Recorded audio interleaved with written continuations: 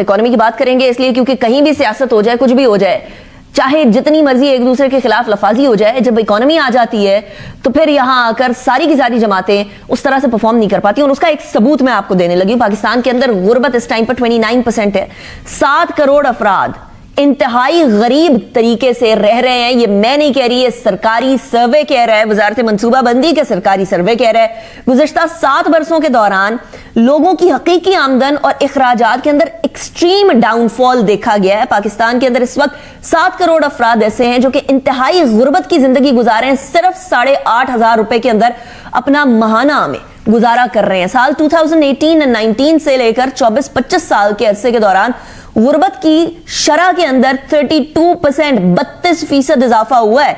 यानी तकरीबन आप लगा लीजिए 1/3 आबादी या 1/3% जो है वो गुर्बत के अंदर इजाफा हुआ है। अब इसके साथ 2019 में गुर्बत की शरह 21.9% थी और अब जो है वो 28.9% बन रही है। इसके अंदर सबसे ज्यादा जो बड़ा मसला है ना वो अदम मसावात है, यानी इनइक्वल डिस्ट्रीब्यूशन ऑफ वेल्थ, जो बढ़कर इस टाइम पर 32.7% तक पहुंच चुकी है। इसी इनइक्वल डिस्ट्रीब्यूशन ऑफ वेल्थ यानी अदम मसावात की सबसे बड़ी बुलंद सतह जो थी वो 1998 के अंदर रिकॉर्ड की गई थी, जो कि 31.1% थी उस टाइम पर, और अब उससे ज्यादा है। सर्वे के मुताबिक पाकिस्तान को इस वक्त 21 साल में बेरोजगारी की सबसे बुलंद तरीन शरह का सामना है। 7.1% लोग पाकिस्तान के इस टाइम पर किसी भी कारोबार या किसी भी जरिया मार्च से के हुसूल से कासिर है। अच्छा, दूसरी तरफ फिर IMF आ जाता है। जब हम पॉलिसी गड़बड़ करते हैं तो वो कहते हैं पॉलिसी सीधी करें, लेकिन अपनी मर्जी से पॉलिसी भी नहीं कर सकते अपने एनवायरनमेंट के हिसाब से। पाकिस्तान को IMF की जरूरत है, इसीलिए IMF का जो वफ्द है वो तीसरे जायजे के लिए 25 फरवरी को पाकिस्तान पहुंचेगा।